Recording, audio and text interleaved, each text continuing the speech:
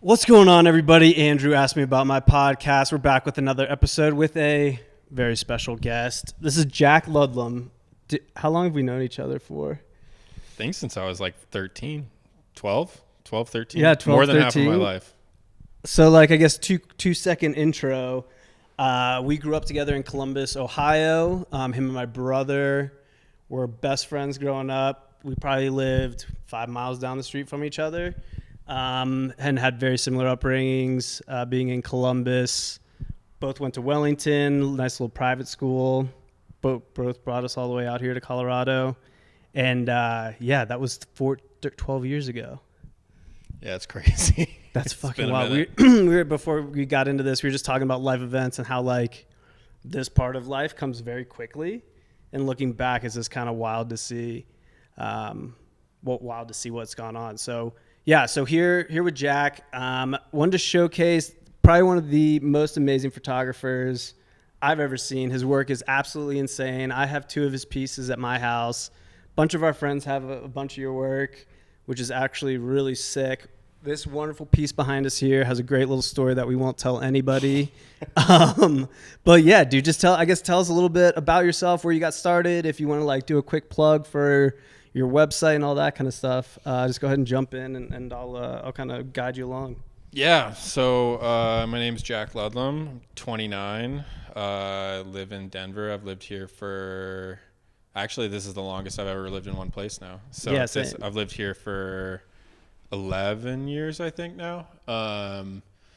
Came out here from Ohio. We went to high school together and everything. And actually, you're one of the big reasons why I ended up out here was because we both went to Regis. Yeah, that's right. For university. Yep. And I don't know, I really liked small schools and I wanted to go somewhere where I knew someone, but I almost didn't know anyone. You know, there's just enough. Yeah. And just enough to get you an in. So ended up going to Regis and ended up studying photography there and kind of kept it going ever since. I focused on analog photography at Regis, which they didn't have a program for, but I built my own major there. Yeah, you kind of crafted your own, right? Yeah, because they had a dark room, but they didn't have any analog or film classes anymore at all. But they had the dark room from when they did, and they were just using it as a storage closet.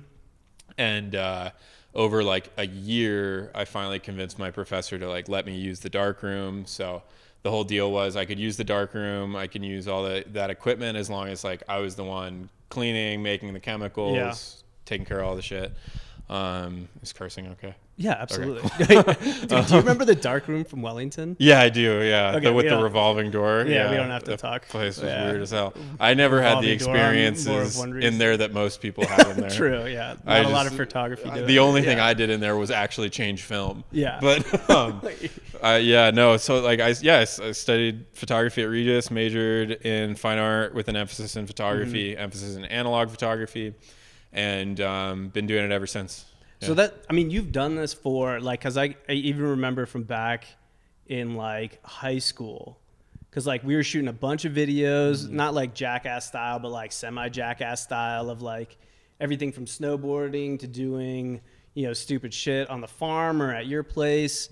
What kind of sparked you to get into this? Was it because I know you did a lot of biking photography, and was that after high school, or was that? Yeah, it was during and after high school. Yeah. During high school, I don't know. I was thinking about that earlier actually, because I was really obsessive when I was, and I still am, but I was really obsessive when I was growing up. I was never interested in school or anything. Sure. But all the hobbies I got into, I'm sure you remember, I was all in. Yeah. Whether that was all 3 of us were kind of the same way. When one of us was getting into biking, we all got into biking. Yeah. When one of us started snowboarding, I felt like we all got into snowboarding, fly fishing, all that kind of stuff. Yeah, you just got really, really super into whatever you're into, and there was always the want to capture some of it at least. So a lot of it was let's say I was super into mountain biking, which was probably the biggest thing for me growing up. Yeah. And so there was always a camera around. It was never the focus, but it was always around. Or skateboarding, you know, there was Yeah. always a camera around. It might not have been like, hey, we're going to go film edits all the time, but it was Sure. always around.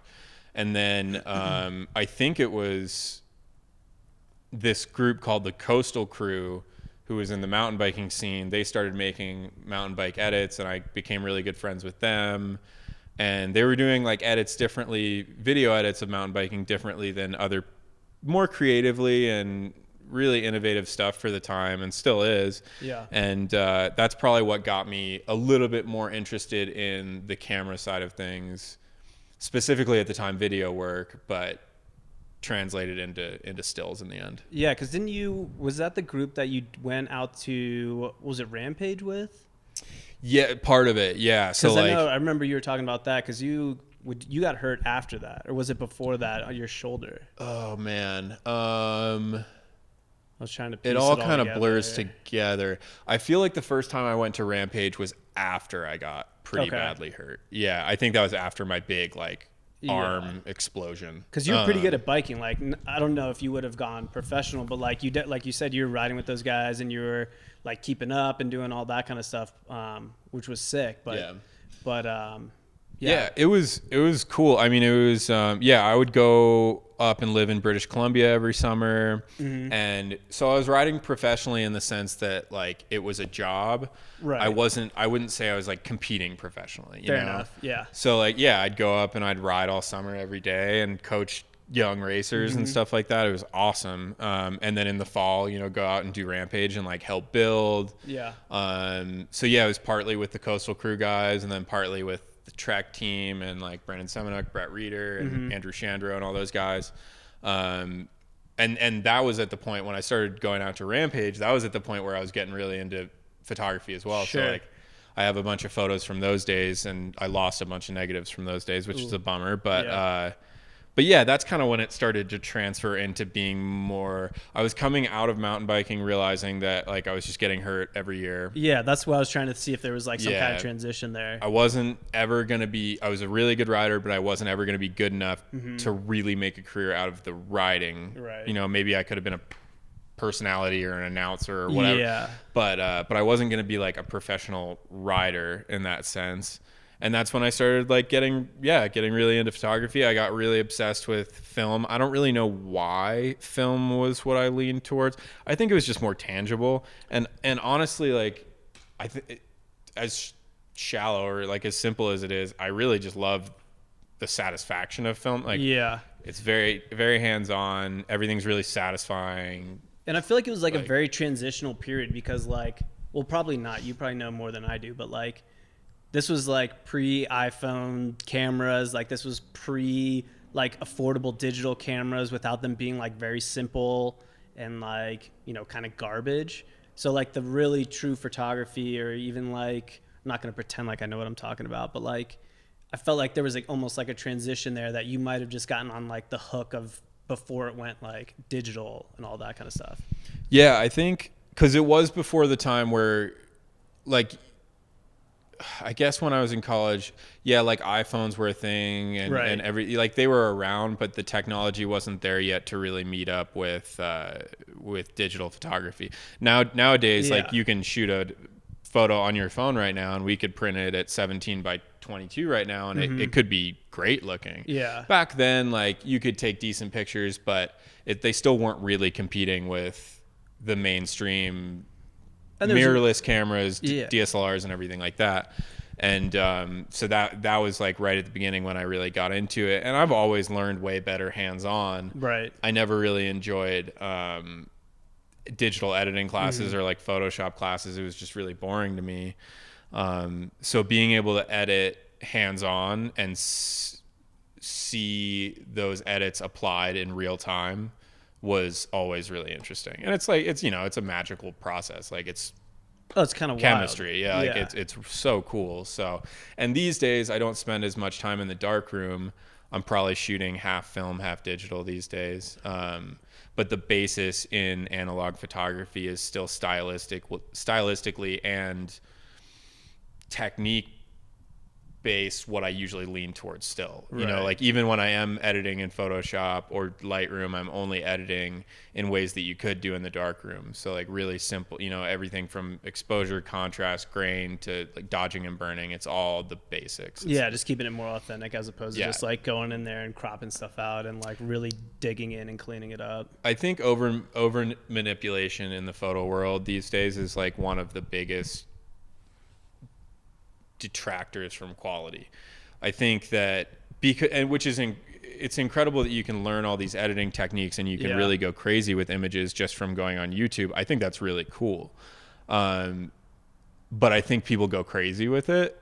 And of course not everybody, but like I think a lot of people, especially when you're learning, you tend to lean more on how much you can manipulate a photo as opposed to taking a good photo with your camera. Yeah, from the start. Yeah. I think like what's important to think about is what the photo is used for now. Like that's got to play a huge role in maybe a little bit of what you do, but you know, you went through like a whole phase over the past couple of years, you know, the Instagrams and all the social medias and everything is now a one-click edit, whereas, you know, you're just trying to get as much out as possible. And I can say I'm a victim of that, like, because sometimes I just need to get stuff going and just get stuff out there and just trying to get as much. But when you do stuff like this, you know, that's going to be an art piece or something that's going to be hanging on the wall, you know, the more authentic approach just feels more, well, authentic. It just appears a lot better.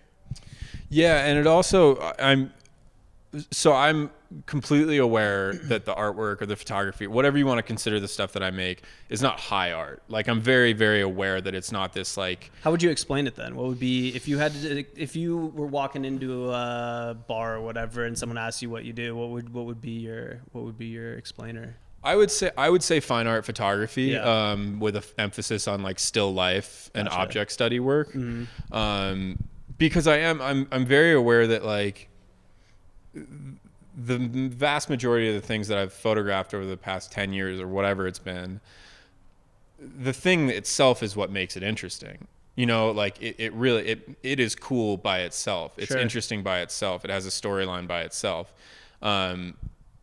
Just taking that and altering it or maybe even emphasizing it in the way that I do, yeah, like it takes a skill set for sure. And it takes proper technique and it takes a lot of learning, you know, like learning how to print on its own is a whole thing, learning how to shoot, process film, like all these things. But I am aware that when it comes down to it, it's not stuff that's changing the world. It's just stuff that I find really interesting and it's nostalgia based a lot for me. It's stuff that I'm always been interested in. It's the stuff that I really appreciate that I think goes unappreciated often. Mm-hmm. It's intended to really bring light to objects, storylines, people, ways of life that might otherwise get overlooked, you know? And that's what I appreciate about it. And that's why I've been doing it. So that's probably, I guess, next question, because that was awesome where you just went. Like why the bird of prey? Why the saddle? Why the mules? Like, is it something that you're just trying to capture and keep relevant? Is it something that, you know, do you feel any need or any pressure to bring back anything that once might have been lost? Like what? Yeah, I mean, that's a big part of like growing up in Ohio, you know, like a lot of, I mean, you know, I didn't grow up on a farm. You grew up on a farm. But I did grow up like working on a lot of farms and I grew up working with a lot of people that worked farms. And I always really, really appreciated that like hands-on work mentality and the like, you know, the tangibility of the work process as opposed to the clicking emails. But, you know, like I really appreciated that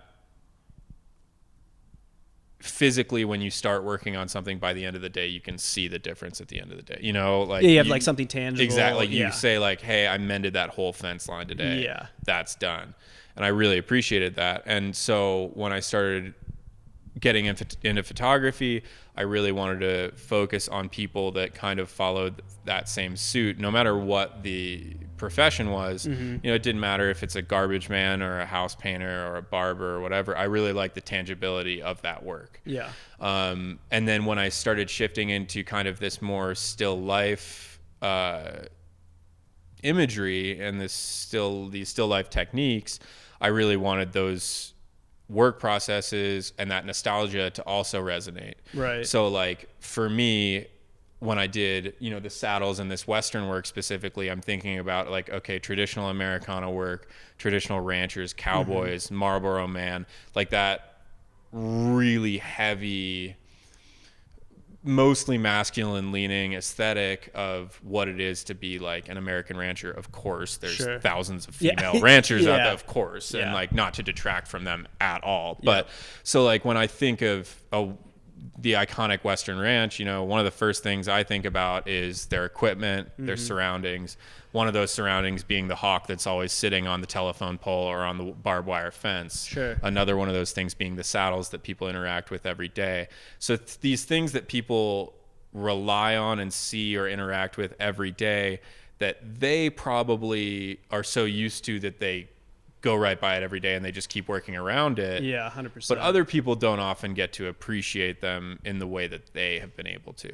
So like, you know, with these saddle photographs, each one of these saddles, I know this is mostly an audio platform, but no, that's cool. No, I'll do a quick lap before I leave, and I'll kind of like, well, if it's okay with you, just kind of like grace over some of them. No, for sure. But these are all 4 of the saddles that the guys and girls that ran the ranch use every day. So like they all have their specific wear patterns. They all have the mark of the person that uses them every day. It's like a thumbprint, you know, like people, it's unique to that person. And I think that's really special. And being able to share that is, or in this way is the way that I prefer to do it, as opposed to just your traditional portrait of someone, you know. That's what I was going to ask that next, because that's very interesting that you say like you're focusing on the tools that accomplish the job as opposed to like the person. Like you have a lot of very, I don't know what the right way to put it is, like itemed photography as opposed to like portrait. Is there a reason for that? Is it just a different focus, or just different mindset, or just, you know, something you've chose to focus on? Yeah, there was so there's a photographer. I mean, he's one of the most famous photographers in the world. He passed away, but his name's Richard Avedon. Okay. Have you heard of him before? I have not, no. He did everything. I mean, I want to say from like the 60s to late 80s or something like that. I could be wrong, but he did everything from fashion photography to this body of work called In the American West. And the body of work in the American West was portraits of people on a large format film camera in front of a white backdrop that were really unique people, drifters, ranchers, oil field workers, people that really have like unique physical characteristics, but also you can tell they've been through some shit. Yeah, you can see it. Yeah, like very. It's almost like visual emotions. Like you can see like, they kind of wear it on their sleeve. Some of them are just like gut wrenching, and some of them are really just expressively beautiful. But I love the simplicity of it. I love the person on white. Yeah. He photographed it like it was these people, like they were specimens, and you could like study them. Right. You know, and he printed them life size too. Oh wow. So larger than life size. So you really lean in. Yeah. And I love that. Yeah. But I was so taken and inspired by that. But of course, like I didn't want to just go. Yeah, just go like, copy. Cool, I'm just gonna go do that now. Yeah. Of course, I love shooting portraits, and I really like. I love that, and I have no problem doing it. But I wanted to take it and kind of do my own thing with it. So I started experimenting at first with these barbers that I knew that were nice enough to let me into their shop, and I would photograph all their tools on white, you know, their straight razors and their brushes and their combs. And I really liked the simplicity of it. And the more wear and tear there was on each object, the cooler it was, you know, like the more of a story it had. Yeah. And from then on, I was super interested in things, you know, like in the story of things and the way people interact with those things. Yeah. And so I just kind of carried on with it, and I would love to do more portraiture and more interactions with humans in the near future. The closest that I've consistently done is the hand portraits that are like, oh, that's right, on the Family Jones bottles and stuff. I think those are really special because you can tell so much about a person by their hands. But I would love to get into kind of the more traditional aspect of portraiture. Yeah, it'd be cool to do like a run of it and see what you could pull off. And there's so many interesting people in, I mean, every big city, but I've been noticing it more and more in Denver. especially on the north side over here, like this is a Hispanic neighborhood traditionally. Yeah. And there's a couple businesses still around, and there's a couple local Hispanic families still around, and it's awesome. Yeah. And like there's an auto shop right up the street. I forget what it's called, but like those dudes are legit old school north side mechanics. Yeah. And like I want to photograph them. Yeah. People like That'd be that are sweet. like, you know, like we're a bunch Just of not white Joe people Schmo, moving yeah. around, you know, like Yeah. like I get it, and like the gentrification is good for my business, like I've gained from it and everything like that. But these staples of the neighborhood that really define why it's special are not white people. No, you know, like well, I guess just give like 2 cents on that, just for people who might not know. When we first moved here, this was not a great area. no, yeah, And like, not to say anything bad about, you know, the people that lived here or anything, but this was like an area that isn't what it is today. Today, now it's been very gentrified, to your point. There was a bill that got passed 7, 8 years ago, back in the day, that rezoned all the properties for multifamily versus single family. So you got a lot of crowdedness in this north side neighborhood. A lot of young people started to move in. A lot of quote unquote hipper restaurants and stuff got built. You know, juice bars. What's up? Juice bars. Tons of juice bars. I've been to a couple of them, not Pilates. gonna lie. Yeah. But yeah, just the revolution of this neighborhood has changed tremendously in a very short period of time. The whole city has, to be honest. But I guess with that being said, like, who else inspires you, or do you look to anybody, or do you follow anybody that kind of guides you, or have you kind of found what your focus is, and now you're just working on fine tuning what your idea of what you want to accomplish? No, there's tons of people that inspire me. And to be completely honest, like creatively, I've kind of hit in the past month like a roadblock, and you know, it comes and goes in waves, but like I'm very proud of what I've made. Yeah, I mean, you should be. Especially with like this last body of work, shooting large format film, shooting color film for the first time.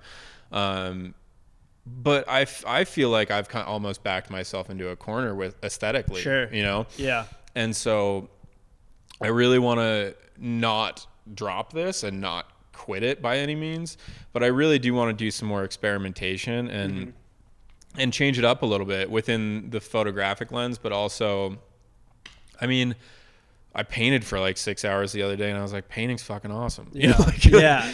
like, not that I can, the trouble when you get into working creatively and doing it for a living is that you got to pay the bills, and people expect you to do certain things. And for me, that thing is shooting shit on white. Yeah. I mean, that's what I was Shooting going to say. film. Yeah. Like, people now expect this from you. Totally. So like, how do you know, this is just open-ended, but like, you know, how do you reinvent yourself, or how do you continue to push? Because like you said, you don't want to keep running into a wall. And I think, like, even for me over the past 6 months, just not being able to be social, or not even be able to go out, or not do things in groups or stuff like that, you know, like, I feel like my creativity has just been pinched because you're not experiencing as many things, you're not having as many influences, and you know, you kind of hit like a one-way railroad.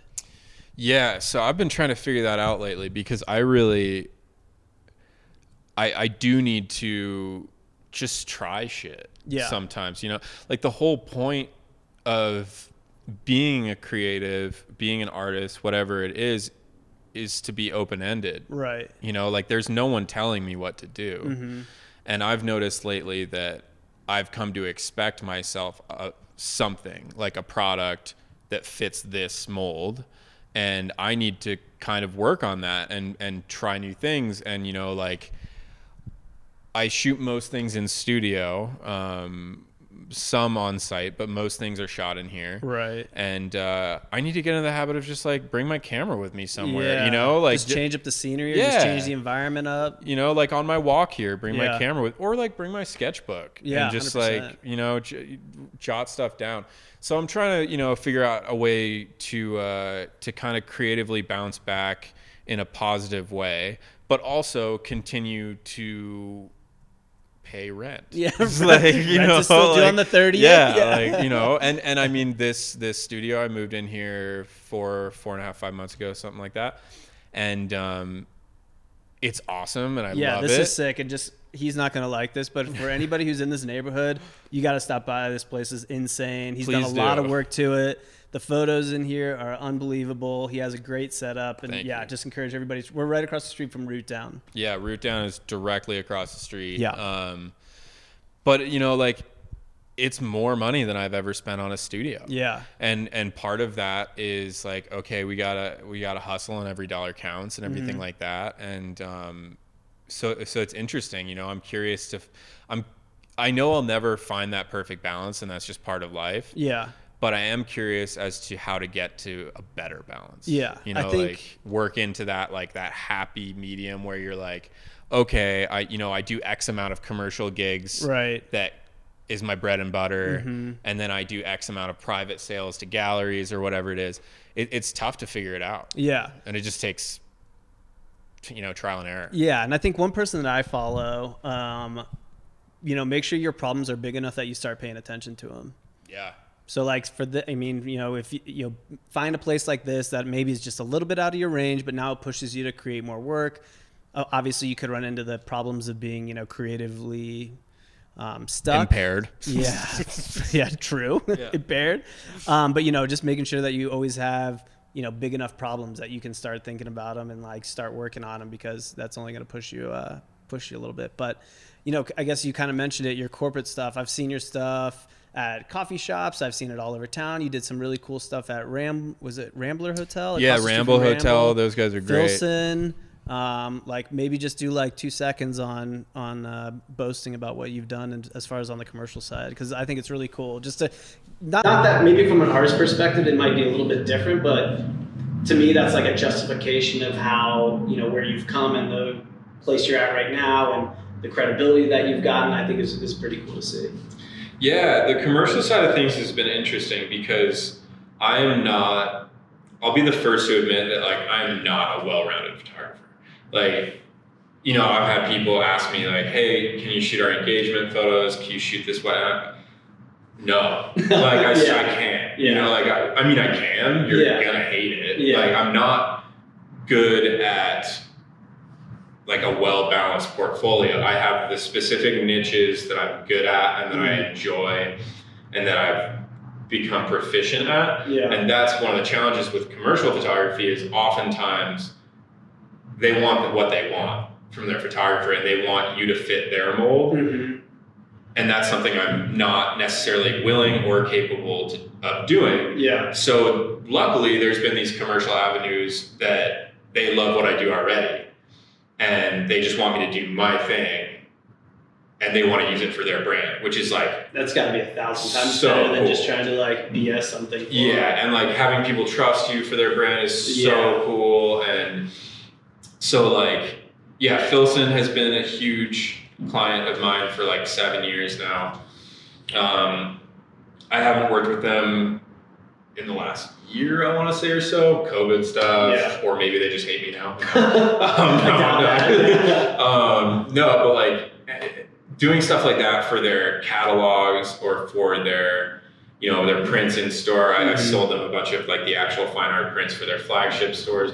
Yeah. It's so cool. You know, you get texts from people in Portland being like, I'm at Filson. Shit's here. It's even awesome. Stuff in New York, I was seeing it. Yeah. Hanging up. It was really cool. And then like other cool ones are the Family Jones Distillery, which is right across the street here. I do all of their labels with hand portraits. Those are fun and creative. It's stuff that like I would love to be doing regardless of whether I'm working with another company or not. Yeah. But it just gets this subtle push from other people that are creatively driven. Like, you know, instead of just me, it's other, you know, you're working with companies. So, you know, you'll have clients on set and they'll be like, hey, let's try the hand flipped around this way, holding it like this, something that I would never think of. Yeah. And granted, a lot of the time it looks like shit, doesn't work. Yeah. But like sometimes it works out. Yeah. And it's stuff that I would never have done otherwise. And it's really cool. And then you get to see, you know, like just yesterday I saw someone walk across the street. They had just bought a couple bottles from Family Jones and they're all my images and they're going to someone's house, you know, like that's really cool. So I love the commercial work. It's just few and far in between as to when it really works, you know? Yeah. And I think like to your point, it's gotta be tough to like follow that creative direction of someone else when you're just so used to doing everything on your own with your own mindset and, you know, your own flavor and your own style, as opposed to just kind of following someone else's ideas and just like trying to visualize that and make that work. Yeah, and it's tough because like you always want to be giving someone the best product, right? Yeah, it's like, and you want to give them what they want. You want to give them what they yeah. Like, I'm a people pleaser. Like, yeah. I need to be that. liked. Yeah. Like, I need, like, I really do. Like, I yeah. know that about myself. Like, yeah. if someone has a problem with me, it just eats me up. Sure. So, like, not having the confidence to be able to give someone what they want in those situations when they're paying you and they trust you and everything like that, it's just a horrible feeling. Yeah. And that's on me, you know, like, that's not getting a traditional photography education or like not nerding out and just learning more. Like, I found what I liked and I just dove into that and I still like it. Yeah, so. You don't need to have a minor in like customer service either. Like, you know, if it's something that just doesn't work, it just might not work out. True. Shoot, man. Well, I think that's all I had. Anything else you want to talk about, or do you have anything on your mind, or at least just let everybody know what you got going on, if you have any projects coming up or any shows or website, all that kind of fun stuff? Yeah, things are kind of open-ended right now. You know, obviously COVID's been weird. The whole point of getting this new studio was to not be forced to work with gallery. I love work. The whole point of, you know, kind of upping my cost on a studio and doing this more public spaces, so I can not necessarily have like constant shows in here, but have the ability to share work on a daily basis. So, you know, like, I love having people come visit. I love having people come check out the work. People are always welcome. I'm here almost every day, but like, hit me up on Instagram or an email. My website's just jackludlam.com. People can come by whenever they want. I would say just give me a heads up and you can come by, we can hang out and talk photos, and everyone's more than welcome. I love having visitors, especially now I'm fully vaxxed, which is awesome. I'm halfway there. It's awesome. Yeah. So it's nice to slowly immerse into social life. Get back at it. I can't do it all at once. I'll have a panic attack. No concerts this weekend. No, I can't. Maybe another month or two. I can't pull that off. But yeah, no, I would love to have people. Everyone's always welcome. And yeah. Awesome, dude. Really appreciate you having me. YouTube, I'll put all his links below. If you're watching this on any podcast, jackludlam.com. Make sure to check it out. Show the guy some love and support. Appreciate everybody listening. Appreciate you for having me, man. I'm glad we could finally squeeze this in and make it work. Thanks for making me sit on the couch for the first time. Very nice couch. Come in, check out this couch. Come sit on the couch. Must sit on. Have a wonderful day, everybody. Thanks for watching.